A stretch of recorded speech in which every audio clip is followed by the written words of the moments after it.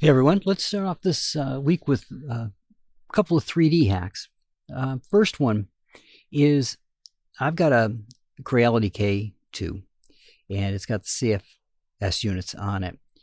I had a uh, board failure in one of the CFS last year.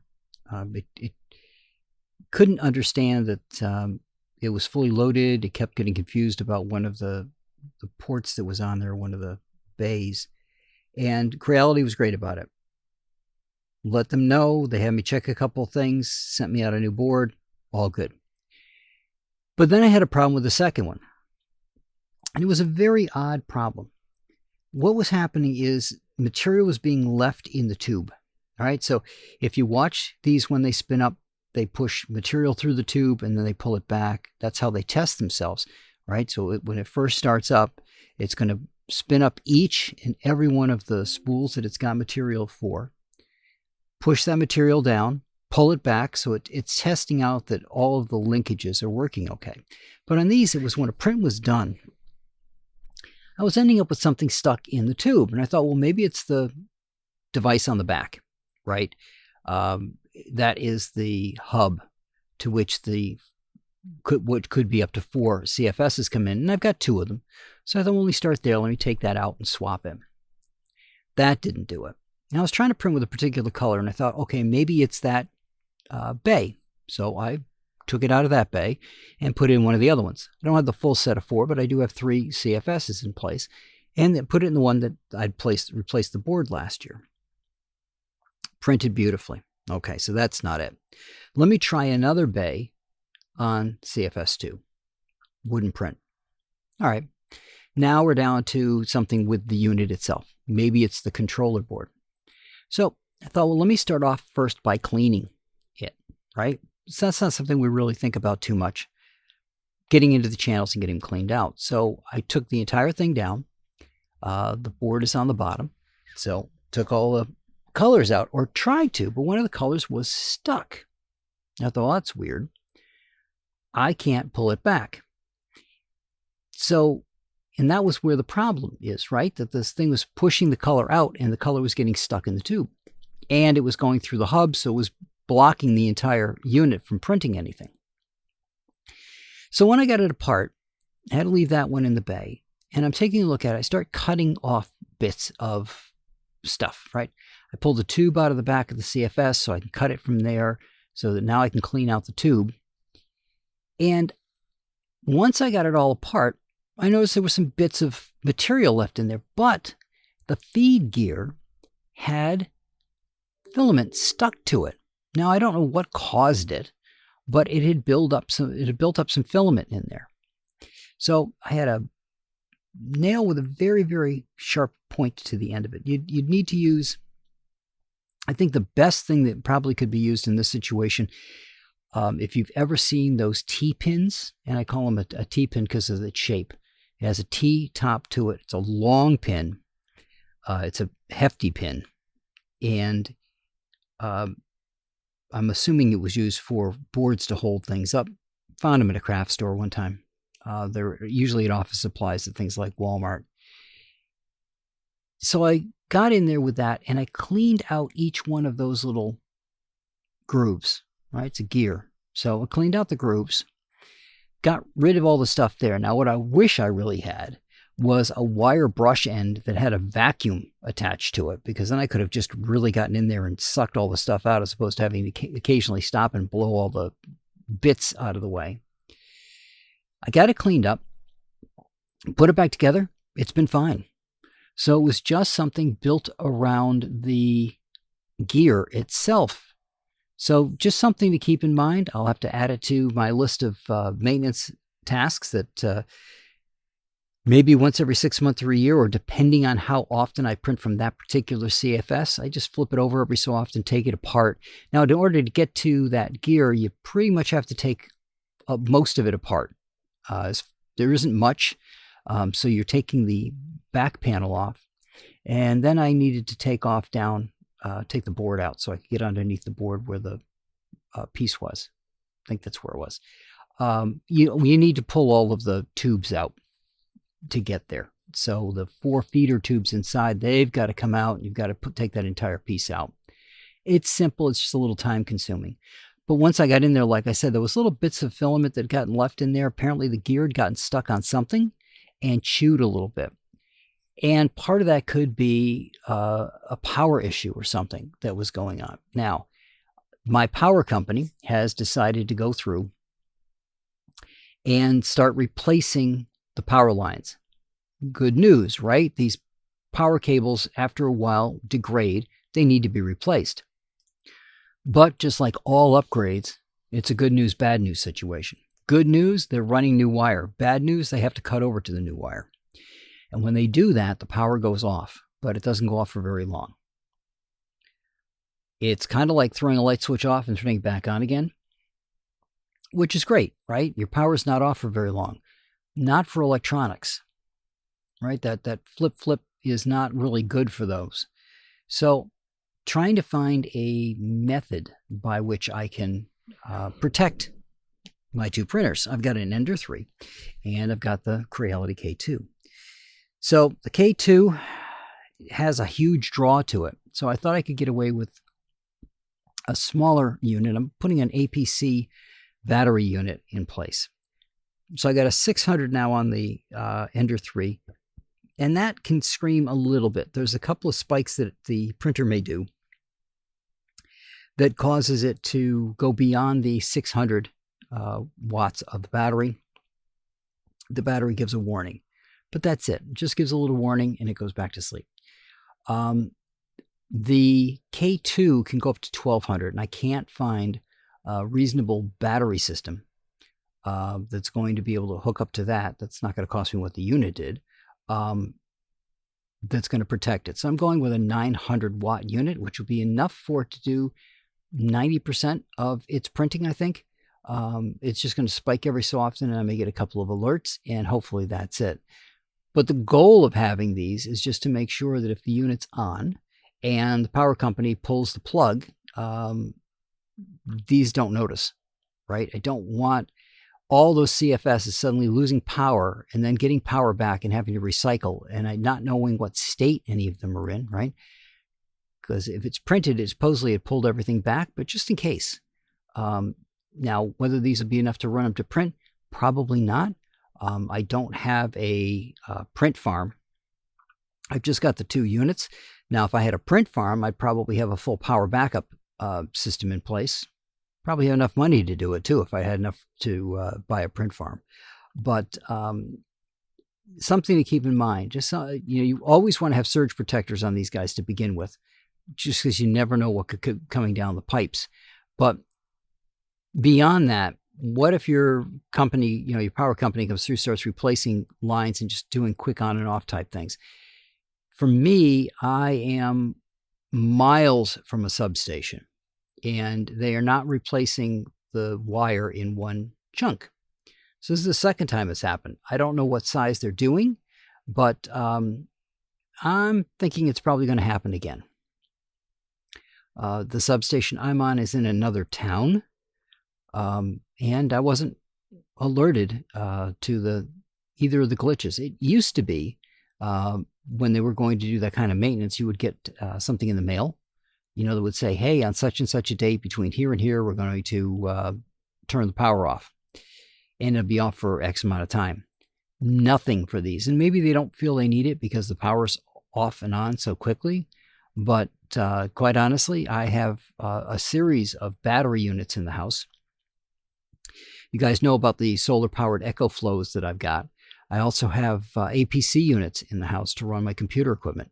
And when they throw it off and throw it on, everything in the house screams because it's now lost power and all the alerts start going off that they are running on battery now. So it's not a great situation. I understand why they're doing it. I understand how they're trying to do it quickly, but at the same token, it's just not conducive to these electronics. So I'm trying to figure out a way to take care of those. Beyond that, the prints that I've been doing lately have just been utility type prints. I've got a couple of toys that I'm working on now and a couple of little figurines that I'll be selling over in the Etsy store coming up. once I get them worked out, what I want to use and how I want to do it, and do I want to, do the paint yourself or sell them painted? Not sure yet. Probably going to do both. But I don't need a big print farm for doing these little projects like this. If you guys have seen, I've done bookmarks in color and those types of things as well, but don't have a big farm, don't have a lot of money coming in for it, so this is what I'm putting in place right now to protect things. Should things change, then obviously I would upgrade the system. I'd probably put another large EcoFlow unit in place that can not only handle the spikes, that can spike up to 1200 watts on the K2. A normal EcoFlow, one of the 3s, can spike up to 2400 watts, so I'd have plenty of cushion there to handle that. I could actually put 2 K2s on something like that. But we're going to get that in place only if I upgrade. And when it comes to utility prints, I've got little hooks for desks that I made to hold my water bottle. I've got little caps. You're all going to say, well, you can just go buy power caps. I can, but I don't need much. I just need a cap that's going to sit over the power outlets on the top of these new power units that I bought and not move, because I'm not putting a lot on the battery. For the Ender 3, the only thing being run off of it is going to be 2 plugs out of the 8 I think it's got on the top. And nope, 6. So what's going to happen there is there's 2 on there that are surge. Not going to be using those. I've got a heating drying unit for the Ender right now, and I've got the Ender itself. If I were to expand and put one of those 4-unit or 2-unit pair of those 2-unit dryer units in, then I'd use another plug. But as it stands right now, I don't need it. I've got what I need. Just need the 2 plugs, and I just wanted to cap the other ones so we don't get stuff in those holes. I bought a series of plugs for my USB hubs, because I've got the USB hubs that aren't mounted on the side, they're mounted on top. Which, if you're going to do what I was doing with it, which was basically making a DVD burning farm out of it, you want those because the things have got gaps between them, so you can cool off between the USB drives, and they're turned to the side so that they're not they're top to bottom on, they're not side on, so you can take a bigger drive and put them in there and they'll work just fine. But once you're done doing that, or you're not using all those ports, you now have an upward facing set of USB ports. Now things can get into them. So they're cheap. They're like $3 for 20 or something like that. And they're little silicon based things that you can just pop in. They're little covers. Now, why? I understand they're called USB port covers, but it's got a hub. From a marketing standpoint, why they don't call them hub covers, I have no idea. Because that just seems like it would be a great marketing thing. Go looking for hub covers. There they are. Or hub caps. And there they are. So they'd get a lot more traffic to their sites because people are probably looking for other type of hub covers. But got those in place to just keep the dust out. Again, there's a lot of really cool things that are already made out there that you can go get. And there's some things that are just a little bit more than I need. I've got the material to print, and it gives me a little bit of a design try here. So I just designed something with a single pin on it that's 20 by 25 millimeters. So it drops over the cover just fine. It can slide. I'm not worried about that because these are just going to be sitting in place anyway. I just wanted a cover that was going to sit on top and not just flip off. So it'll sit there, it'll keep it covered, and I'm good. But again, you could go buy those. The only problem I found with the buying ones is they're made so specific to the plug that they can be a bit of a pain to pull out. And some of them don't consider the ground plug at the bottom. That circular, or circular hole that's on there isn't considered. And they just cover the first two, and I wanted something that would do the entire unit. So doing some utility stuff there. Of course, you guys already know that I made up my own hangers for the bird feeders, as well as the bird feeders themselves that I got online. I'm redesigning one of the feeders because the bin feeder really is not as well designed as I would like it to be. And the problem I have with it, it's great that the guy did it in bits. I understand why he did it that way.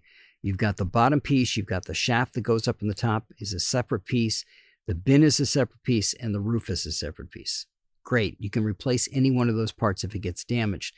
But the bin does not fit correctly or cleanly, at least on the prints that I've done, between the little grooves that he put on the roof and the little grooves he put on the base. So retooling that with some pins so that the bin doesn't shift around, because when you got squirrels and there's any kind of gap at all, and this thing is slidable, all they have to do is just start pushing things around and things go completely apart quickly. And the other thing is there weren't any perches on the base. So the base was a square that comes up, and it's just to hold the seed. But there's no place for the bird to sit to get to the seed unless they hang onto the unit itself. Well, once you got a bird hanging onto a hanging unit, now it's going to start to tip, regardless if we got a perch or not. But by having the perches, the birds have a place to sit and just sit and eat. So rather than just flying in and trying to grab something quick, kind of winging it, trying to get in there because they didn't have a place to sit down, now they can land. They can dig through the seed the way they like to, and they can grab what they want, and they can take off. So put perches around the bottom. I'm putting some pins up through the base so the bin has something to sit into. And I got to work on the roof a little bit too. The roof that was in the kit was a large roof in terms of how much PLA gets used for it, because it was rose up when it really needed to be just a couple of degrees off flat. And so I retooled it to a couple of degrees off flat. That's been working out pretty good. The pins that I put in for the feeders worked out fairly well. I now have a couple of failures for the first time in about a year of having these new beefier pins in place. The squirrels have broken a couple, but in order to flip them off takes a lot of effort, and they've managed to do it. But other than that, those have been holding up just fine. And like I said, just utility prints around the house and some stuff to sell. So I don't have a big setup. So if you're coming here to find out how a print farm works, this isn't the channel for you. But if you just got a couple of small ones at home, take a look at what your ratings are on your 3D printer, regardless of the brand that you've got. Find out what the power ratings are on it. Get yourself a good APC battery backup unit just in case. Now, it may not hold you through a print, and hopefully you're home if something goes wrong, because then you can cancel the print. But at least the unit won't be taking the hit from the power going on and off quick. Or if the power goes off, it'll at least have a cascade time to it. It won't know that the power is going to go off. It'll still shut off as far as the unit is concerned, but it'll shelter it from any surges that come through the line, and it'll shelter it from some quick on and offs unless you buy a larger unit, obviously, and they get more expensive as they go up. For example, full disclosure, the one I've got coming for the K2 is what I use for my computers, and that runs about $189. The one that I've got running right now, that for the first time, the couple of runs that I've done with it, it beeped a couple of times at me. It's a 600 watt unit. I got it running on the Ender 3, which is not supposed to go above about 400 watts, but it must have spiked and kicked it off a little bit when it was doing some part of the process. And like I said, I've got both that and the dryer on it, so it's possible one or the other just spiked a little bit, caused it to go above that 600. But that's an $89 unit. So bear that in mind. You know, how much did you pay for the printer versus how much you're going to put on a battery for it, and what your power is like in your area. If your power is pretty stable, probably you just want to get a good surge protector to put between that and the incoming power, just to be on the safe side. Because don't forget, surges aren't just what happens to the power grid. Surges will also be what happens if an electrical, there's a lightning storm and it hits one of the lines and that comes surging down the line. You want to have something between your equipment and that surge coming in. So keep that in mind. And again, make sure you have a maintenance checklist for your printers, right? And check things out. And if something goes wrong, take it apart and double check it. My Ender 3 the other day went completely sideways on me with a print that was coming out. I don't know what exactly happened with that print, but when it was printing, it started spooling stuff. It wasn't connecting it to the base anymore. It was just kind of spooling it around the head. I had that happen before. And what had happened at that point was the material somehow got folded over and slid up underneath the head, or up in with the head, and got into the wires, and it damaged the wiring inside. So I had to replace that entire head unit. But didn't happen in this case. But just to be on the safe side, if you have something like that happen, take that cover off, take a look, make sure that any of the material that was spooling around or just kind of floating around there didn't accidentally get up in there. Make sure that the head's all cleaned off. Just little maintenance stuff like that on a regular basis every time you do a print. But when it comes to the rest of your stuff, the K2 is great about having a checklist of things in its menu of what needs to be done, like when to rerun calibrations and those kinds of things.